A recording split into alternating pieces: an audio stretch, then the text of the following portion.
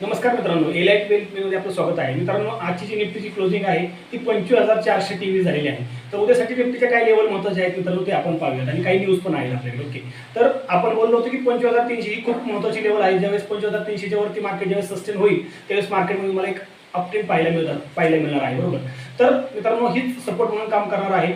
25,300च्या वरती जोपर्यंत मार्केट आहे तोपर्यंत मार्केट अपट्रेंडमध्ये आहे मित्रांनो. तोपर्यंत तुम्ही बुलिश राहू शकता.